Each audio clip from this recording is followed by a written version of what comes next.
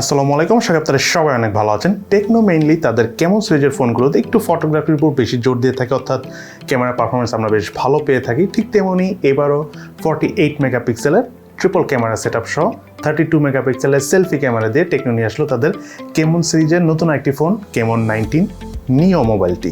এই ফোনটির আমরা বেশ কিছুদিন ধরে ইউজ করছি। এটার গেমিং পারফরমেন্সের পাশাপাশি এই মোবাইলটা ডে টু ডে ইউজ করে কেমন লেগেছে এবং তার পাশাপাশি এই মোবাইলটার ফটোগ্রাফি এবং ভিডিওগ্রাফি করে আমাদের কাছে এটার পারফরমেন্স কেমন লেগেছে সব কিছু নিয়ে আজকের ভিডিওতে আলোচনা করবো। সো চলুন তাহলে দেরি না করে শুরু করা যাক। মোবাইলটির বক্স কন্টেন্টে রয়েছে user manuals, SIM tray ejector, soft plastic back cover, type C USB charging cable, 18 ওয়াটের ফাস্ট চার্জার,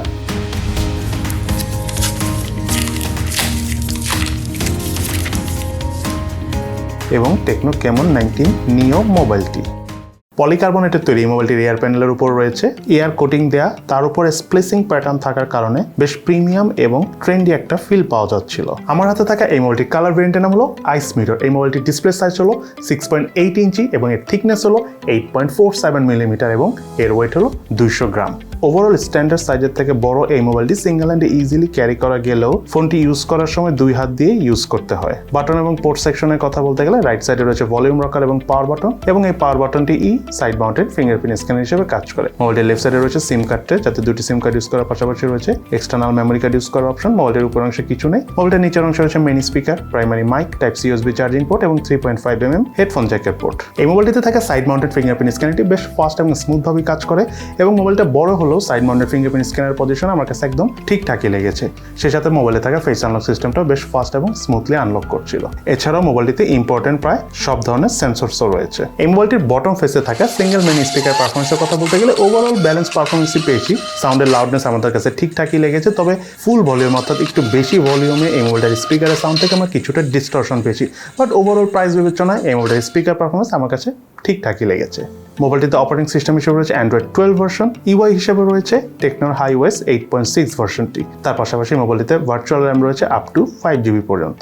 এই মোবাইলটিতে রয়েছিল 6.8 ইঞ্চি সাইজের IPS LCD প্যানেলের ডিসপ্লে, যার রেজুলেশন হলো 2460x1080 pixel. Display pixel density হলো 407 PPA। 500 নিটস পিক ব্রাইটনেস থাকার কারণে আউটডোর অর্থাৎ সানলাইটের নিচে ইউজ করার সময় তেমন একটা আমরা প্রবলেম ফেস করিনি। একদম কমফোর্ট একটা ফিল পেয়েছি ফোনটি ইউজ করার সময়। ইভেন ডে লাইট কন্ডিশনে বাইরে ক্যামেরা ইউজ করার সময়ও কোনো প্রকার লো ব্রাইটনেস জনিত সমস্যা ফেস করিনি। ডিসপ্লের চারপাশে ভেজেল এরিয়াটা বেশ চিকন এবং চিন এরিয়াটা ওভারঅল প্রাইস বিবেচনায় ঠিকঠাকই লেগেছে। ডিসপ্লে ঠিক উপরে সেন্টারে রয়েছে পাঞ্চল সেলফি ক্যামেরা। মাল্টিটাস্কিং পারফরমেন্স বেশ স্মুথ ছিল। 6GB র্যামের পাশাপাশি 5GB ভার্চুয়াল র্যাম থাকার কারণে বেশ ভালোভাবে র্যাম হ্যান্ডেলিং করতে পারছিল। দ্যাটস আমরা অনেকগুলো অ্যাপও ব্যাকগ্রাউন্ডে ইজিলি রান করে সোয়াপ করে ইউজ করতে পেরেছি। মোবাইলটিতে রয়েছে ওয়াইড বাইন L1 সাপোর্ট। এই মোবাইলটার রিয়ার প্যানেলে রয়েছিল ট্রিপল ক্যামেরা সেটআপ, যার মেইন ক্যামেরাটি হলো 1.8 অ্যাপারচারের 48 মেগাপিক্সেলের ক্যামেরা। দেন আরেকটি ক্যামেরা হলো 2.4 অ্যাপারচারের 8 মেগাপিক্সেলের AI ক্যামেরা, এবং সর্বশেষ ক্যামেরাটি হলো 2 অ্যাপারচারের 2 মেগাপিক্সেলের ডেপথ সেন্সর ক্যামেরা। রিয়ার প্যানেলের ক্যামেরাগুলোতে ছবি তোলার সময় অবজেক্ট ফোকাস করতে কিছুটা প্রবলেম হলো। ছবি তোলার পর ব্যাকগ্রাউন্ড প্রসেসিং এ যে ছবির ফোকাসিংটা ঠিকঠাক করে বেশ সুন্দর ছবি উঠছিল। কালার টোনের কথা বলতে গেলে একটু বেশি স্যাচুরেটেড করে ফেলছিল, স্পেশালি কালার বুস্টটা বেশি করছিল যখন AI মোডটা অন করে ছবি তুলেছি তখন। সেই সাথে কালার ডিটেলসে কিছুটা ঘাটতি থাকলেও ডাইনামিক রেঞ্জ বেশ ভালোভাবে কাজ করছিল, এবং এজ ডিটেকশনের পারফরমেন্স এই প্রাইস রেঞ্জের ফোন হিসেবে ঠিকঠাকই লেগেছে। তার পাশাপাশি রাতের বেলা নাইট মোডে ছবি তুলে বেশ ভালো লেগেছে। তার পাশাপাশি নাইট মোডে রয়েছে বেশ কিছু ফিল্টার, যার মাধ্যমে ছবি তুললে বেশ ভালো লাগবে যে কারো কাছেই। মোবাইলটিতে হাইস্ট 2K 30 ফ্রেম পার সেকেন্ডে ভিডিও শুট করা যায়। Video performance not bad, shaky feel পাওয়া যাচ্ছিল ভিডিও শুট করে, তবে 1080p 60 ফ্রেম পার সেকেন্ডে ভিডিও শুট করার অপশন থাকলে বেশি ভালো হতো। তার পাশাপাশি মোবাইলে থাকা কিছু রেডিমেড ব্লক মোড রয়েছে, যার মাধ্যমে ভিডিও শুট করে আমাদের কাছে অনেক বেশি ভালো লেগেছে। বেশ কয়েকটা ব্লক মোড আমরা অবশ্য ট্রাইও করেছি, ওভারঅল নাইস লেগেছে। সেই সাথে মোবাইলটিতে আরও রয়েছে স্লো মোশনে ভিডিও শুট করার পাশাপাশি টাইম ল্যাপসের মতো অপশন দ্বারা ভিডিও শুট করার সুবিধা। এই মোবাইলটার ফ্রন্ট ফেসে রয়েছিল 2.45 অ্যাপারচারের 32 মেগাপিক্সেলের সেলফি ক্যামেরা, যাতে রয়েছিল dual flash light. Overall outdoor কন্ডিশনে সেলফি ক্যামেরার পারফরমেন্স বেশ ভালোই লেগেছে, ছবিও বেশ ভালোই উঠছিল। সামটাইমস ফোকাসিংয়ে প্রবলেম করছিল, তবে রিয়ার প্যানেলের ক্যামেরার মতোই ফ্রন্ট প্যানেলের ক্যামেরা দিয়ে ছবি তোলার পর বেশ সুন্দর একটা ব্যাকগ্রাউন্ড প্রসেসিং করছিল, তাই বেশ ভালোই ছবি উঠছিল আলটিমেটলি। ডাইনামিক রেঞ্জ বেশ ভালোভাবে কভার করে নাইট মোডের সেলফি ক্যামেরার পারফরমেন্স আমাদের কাছে বেশ ভালোই লেগেছে। মোবাইলটিতে camera two APIs support properly ভাবে কাজ করে না, সো আপনারা চাইলে ইন ফিউচারে ম্যানুয়াল ক্যামেরা অর্থাৎ জি ক্যাম ওইভাবে ইউজ করতে পারবেন না। টেকনো ক্যামন 19 নিও এই মোবাইলটিতে রয়েছে 5000 mAh ব্যাটারি এবং সাথে রয়েছে 18 ওয়াটের ফাস্ট চার্জার। মোবাইলটি আমাদের এই 18 ওয়াটের চার্জার দিয়ে সম্পূর্ণ চার্জ করতে 2 ঘন্টা 30 মিনিটের মতো সময় লেগেছে, তবে একবার চার্জ করার পর আমরা হালকা পাতলা বেসিক ইউজ করে প্রায় একদিন থেকে 1.5 দিনের মতো বা একদিন প্লাস আর কি চার্জ ব্যাকআপ পেয়েছি। অপরদিকে আমরা হেভি গেমিং মাল্টিমিডিয়া কনজিউম করে স্ক্রিন অন টাইম অর্থাৎ এসওটি পেয়েছি 6 ঘন্টার মতো। এই মোবাইলটিতে রয়েছিল মিডিয়াটেক হেলিও G85 প্রসেসর, এটি একটি অক্টাকোর প্রসেসর যার ট্রানজিস্টর সাইজ হলো 12 ন্যানোমিটার। তার পাশাপাশি মোবাইলটিতে জিপিইউ হিসাবে রয়েছে মালি G52।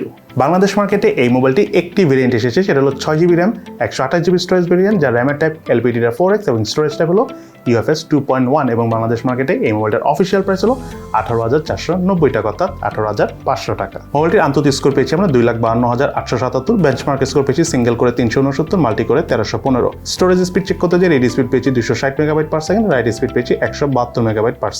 মোবাইলটিতে গেমস খেলার সময় আমরা ফ্রি ফায়ার গেমসটি আলট্রা গ্রাফিক্সের নর্মাল রেজলিউশনে শেড অফ করে খেলতে পেরেছি। Overall free fire gaming performance আমাদের কাছে ভালোই লেগেছে, ল্যাগিং খুব একটা দেখা পাইনি। ফোন যখন হালকা পাতলা একটু হিট হয় তখন কিছুটা ল্যাগিংয়ে দেখা পেয়েছি, but overall free fire gaming performance এই ফোন বিবের জন্য অনেক ভালো লেগেছে। মোবাইলটিতে পাবজি গেমস খেলার সময় আমরা হাইস্ট এইচডি গ্রাফিক্সে হাই ফ্রেম রেটে খেলতে পেরেছি। মোবাইলটাতে গেম প্লে করার সময় খুব একটা ল্যাগিং আমরা শুরুর দিকে না পেলেও যখন ফোনটা একটু হিট হচ্ছিল মোটামুটি 1-1.5 ঘন্টা খেলার পর তখন কিছুটা ল্যাগিংয়ের দেখা পেয়েছি, বাট ওভারঅল আমি মনে করি এই প্রাইস রেঞ্জের এই ফোন হিসাবে ঠিকঠাকই আছে। সেই সাথে মোবাইলটিতে আমরা কল অফ ডিউটি গেমসটি হাইস্ট মিডিয়াম গ্রাফিক্সে হাই ফ্রেম রেটে খেলতে পেরেছি, কোনো প্রকার ল্যাগিং এবং ফ্রেম ড্রপের দেখা পাইনি। Even long time game play করেও আমরা এই মোবাইলটিতে কল অফ ডিউটি গেমসটি খেলার সময় খুব একটা হিটিংয়ে দেখা পাইনি। সেই সাথে মোবাইলটিতে আমরা H19 গেমসটি খেলেছি, গেমটা শুরুর দিকে কিছুটা ল্যাগিংয়ের আমরা দেখা পেলেও লং টাইম গেম প্লে করার সময় খুব একটা ল্যাগিংয়ের দেখা আর আমরা পাইনি। ওভারঅল আমাদের কাছে H19 গেমসটি মোবাইলে খেলে ভালোই লেগেছে। হিটিংয়ের কথা বলতে গেলে এই মোবাইলটাতে টুকটাক হিটিং হয়, বাট হিটিং ইস্যুস নাই। স্পেশালি আপনি যখন লং টাইম গেমস খেলবেন তখন হিট হয় পাবজি গেমসটা খেলার সময়। তার পাশাপাশি মোবাইলটাতে দিয়ে ইন্টারনেট ব্রাউজ করলে, স্পেশালি লং টাইম ব্রাউজ করলে তখন এই ফোনটা হিট হয়, তবে কিছুক্ষণ সময় দিলে আবার আগের মতো ঠান্ডাও হয়ে যায়। এই মোবাইলটিতে রয়েছিল 4G সাপোর্ট, তার পাশাপাশি Wi-Fi 2.4 GHz এবং 5 GHz দুটোই সাপোর্ট করে। এবার চলুন আমরা জেনে নিই এই মোবাইলটার কি ল্যাকিংস অর্থাৎ দুর্বলতা রয়েছে এবং তার পাশাপাশি মোবাইলটার কি বেস্ট সাইড অর্থাৎ ভালো দিক রয়েছে। প্রথমে চলুন আমরা জেনে নিই এই মোবাইলটার কি ল্যাকিংস অর্থাৎ দুর্বলতা রয়েছে। এই মোবাইলটার নাম্বার 1 ল্যাকিংস হলো মোবাইলটার রিয়ার প্যানেলে ক্যামেরা হাউসে আলট্রা ওয়াইড ক্যামেরা থাকা উচিত ছিল এবং তার পাশাপাশি মোবাইলটিতে সেকেন্ডারি নয়েজ ক্যান্সেলেশন মাইক থাকা উচিত ছিল। দেন যে বিষয়টা না বললে নয়, সেটা হলো মোবাইলটিতে ভিডিও শ্যুট করার সময় 1080p 60 frame/second ভিডিও শ্যুট করার অপশন থাকলে ভালো হতো। দেন আরেকটা বিষয় হলো মোবাইলটার ডিসপ্লেটা ওভারঅল ভালোই, এটা নিয়ে আমি একটু পরে কথা বলবো, বাট তার আগে যেটা বলতে চাচ্ছি সেটা হলো মোবাইলটিতে অ্যাটলিস্ট 90 Hz একটা হাই রিফ্রেশার থাকা উচিত ছিল।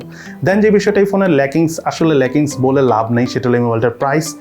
এই কনফিগারেশন অনুযায়ী রাইট নাও আমরা জানি অনেকে আপনাদের কাছে মনে হবে যে এটা একটা ওভার প্রাইস ফোন, বাট সত্যি কথা বলতে আপনারা সবাই জানেন, আর এটা আমরা অনেকবার বলেছি, সেটা হলো রিসেন্টলি ডলারের দাম অনেক বেড়ে গিয়েছে, তার পাশাপাশি ট্যাক্স ভ্যাট অনেক কিছুই বেড়ে গিয়েছে, আপনারা এটা অলরেডি জানেন। সো দ্যাটস ওয়াই আসলে মোবাইলের প্রাইস এটা এরকম একটা রেঞ্জে আনা হয়েছে। সো প্রাইস নিয়ে আসলে নেগেটিভলি বলতে চাচ্ছি না, বাট যদি এগুলো ট্যাক্স ভ্যাটের ইস্যুস না থাকতো তাহলে হয়তো বা একটু স্ট্রং প্রাইসে ফোনটা আসতো। বাট ওভারঅল আমি মনে করি রাইট নাও যেই কন্ডিশন সেই হিসাবে 18,490 টাকা আই থিঙ্ক ঠিকঠাকই আছে।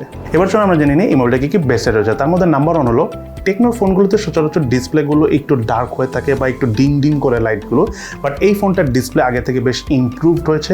ইভেন আপনারা ইউজ করে অনেক ভালো লাগবে। তার পাশাপাশি যে বিষয়টা না বললেই নয়, আপনারা যদি ভিডিও ওয়াচ করে থাকেন, অনলাইনে ক্লাস বা অনলাইনে মিটিং করে থাকেন, দেন এই ফোনটার ডিসপ্লে থেকে এবং এত বড় একটা 6.8 ইঞ্চি সাইজের ডিসপ্লে থেকে বেশ ভালো লেভেলে একটা ফিল পাবেন। তার পাশাপাশি মোবাইলটার চার্জ ব্যাকআপ আমরা যথেষ্ট ভালো পেয়েছি, কারণ এটা অলমোস্ট 7 ইঞ্চি সাইজের ডিসপ্লে। সেই হিসাবে আমি মনে করি যে 1 দিন থেকে 1.5 দিনের মতো চার্জ ব্যাকআপ অবশ্যই প্রশংসনীয়। দেন এই মোবাইলটা ক্যামেরা পারফরমেন্সের কথা বলতে গেলে মোবাইলটার মেইন ক্যামেরা পারফরমেন্স আমাদের কাছে খুবই ভালো লেগেছে।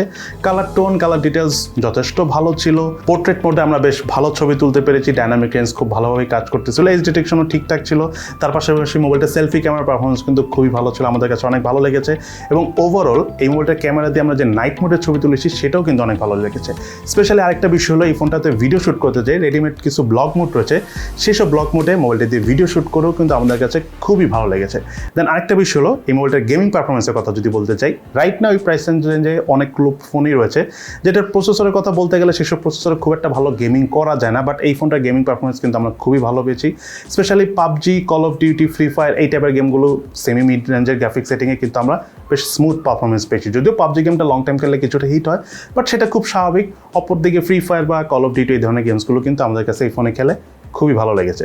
দেন আরেকটা বিষয় হলো এই মোবাইলটার ইউআইয়ের কথা যদি বলতে চাই, iOS 8.6, তার পাশাপাশি রয়েছে Android 12 ভার্সন এবং সেই সাথে কিন্তু up to 5GB virtual RAM রয়েছে। বাট মেইনলি যেটা বলতে চাচ্ছি, ইউআইতে কিছু এক্সট্রা ব্লটওয়্যার অর্থাৎ আননেসেসারি অ্যাপস রয়েছে, বাট সেই অ্যাপসগুলো আপনারা চাইলে ডিলিট করে দিতে পারবেন, এটা খুব কঠিন বিষয় না। এবং অ্যাপস থেকে ইউআই থেকে আমরা আসলে খুব একটা ল্যাগিং বা ফ্রেম ড্রপ খুব একটা না, আসলে কোনো প্রকার ল্যাগিং বা ফ্রেম ড্রপের দেখা পাইনি। ওভারঅল বেশ স্মুথই লেগেছে এই মোবাইলটার ইউআই থেকে। দেন আমি কথা বলবো সব কথা শেষ কথা অর্থাৎ ফাইনাল ভার্ডিক্ট, এই মোবাইলটা কাদের জন্য কেনা পারফেক্ট হবে। নাম্বার 1 হলো যারা আপনারা ডিসপ্লে খুবই ইম্পর্টেন্ট, একটু বড় ফোন চান, তার পাশাপাশি হালকা পাতলা ফটোগ্রাফি পারফরমেন্স আপনাদের জন্য প্রয়োজন, এবং সেই সাথে আপনারা 18-19 হাজার টাকা বাজেট রেঞ্জে একটা ফোন কিনতে চাচ্ছেন যেটা মোটামুটি লং টাইম পারফরমেন্স পেতে চান, তাদের জন্য আমি মনে করি এই ফোনটা একটা গুড চয়েস। বাকিটা অবশ্যই আপনাদের ইচ্ছা, কারণ টাকা পয়সা আপনি ইনকাম করেন, কোথায় খরচ করবেন সেটা অবশ্যই চিন্তা ভাবনা করে খরচ করবেন। সো এই হলো আমাদের টেকনো ক্যামন 19 নিও এই মোবাইলটির সম্পূর্ণ বিস্তারিত রিভিউ। আপনাদের কাছে এই ফোনটি কেমন লেগেছে এবং কোন জিনিসটি ভালো লেগেছে, কোন জিনিসটি ভালো লাগেনি, সেটা কিন্তু অবশ্যই ভিডিও নিচে কমেন্টস করে জানাবেন। সো সবাই ভালো থাকেন, সুস্থ থাকেন, ইনশাল্লাহ দেখা হবে ফিউচারে।